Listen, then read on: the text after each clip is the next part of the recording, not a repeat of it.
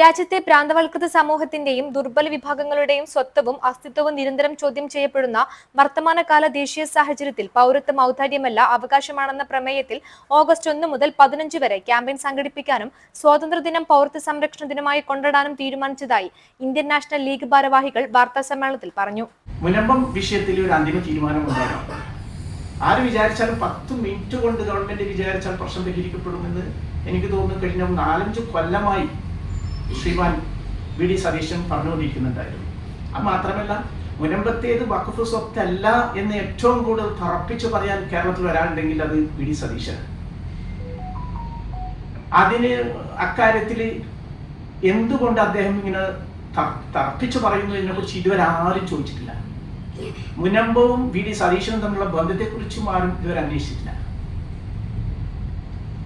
വഖഫ് സ്വത്ത്, മുനമ്പം വഖഫ് ഈ വിധത്തിൽ അന്യാധീനപ്പെട്ടതിനൊക്കെ ഉത്തരവാദിയായ 2-3 കോൺഗ്രസ് നേതാക്കന്മാരുണ്ട്.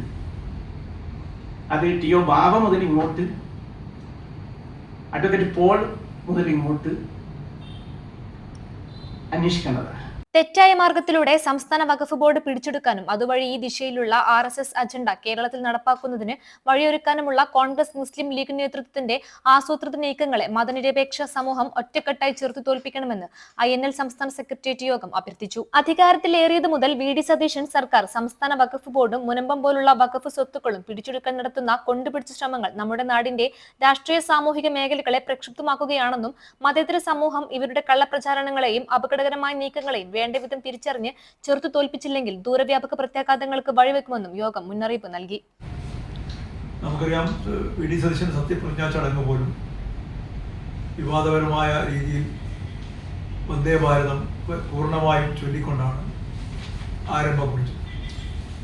അദ്ദേഹത്തിൻ്റെ പ്രൈവറ്റ് സെക്രട്ടറിയെ നിയമിക്കുമ്പോൾ പോലും അദ്ദേഹം RSS ചായമുള്ള ഒരു വ്യക്തിയെ തന്നെ തെരഞ്ഞെടുത്തു എന്ന ആരോപണം ഉയർത്തിക്കൊണ്ടുവന്നത് UDF-ലെയും കോൺഗ്രസിലെയും നേതാക്കന്മാർ തന്നെയായിരുന്നു.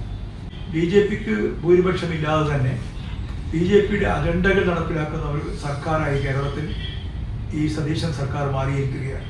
വഖഫുമായി ബന്ധപ്പെട്ട ഇപ്പോഴത്തെ വിവാദങ്ങൾക്ക് കാരണം താൻ ഇരിക്കുന്ന കസേരയുടെ മഹത്വം മറന്ന് മുഖ്യമന്ത്രി വി ഡി സതീശൻ പച്ചക്കള്ളം വിളമ്പുന്നതും വകുപ്പ് മന്ത്രിയടക്കം മുസ്ലിം ലീഗ് നേതൃത്വം പലവിധ കാരണങ്ങളാൽ RSSനോട് കാണിക്കുന്ന അന്ധമായ വിധേയത്വമാണെന്നും തങ്ങളുടെ ആൾക്കാരെ തലപ്പത്ത് പ്രതിഷ്ഠിച്ച വഖഫ് ബോർഡ് പിടിച്ചെടുക്കാനും അതുവഴി മുനമ്പം വഖഫ് കേസ് അട്ടിമറിക്കാനുമാണ് ഉദ്ദേശമെങ്കിൽ അത് നടപ്പാക്കാൻ പോകുന്നില്ലെന്നും അതിന്റെ ദൂരവ്യാപക പ്രത്യാഘാതം വി ഡി സതീശനും PK കുഞ്ഞാലിക്കുട്ടിയും ഒക്കെ അനുഭവിക്കേണ്ടി വരുമെന്നും ഇന്ത്യൻ നാഷണൽ ലീഗ് ഭാരവാഹികൾ വാർത്താ സമ്മേളനത്തിൽ പറഞ്ഞു.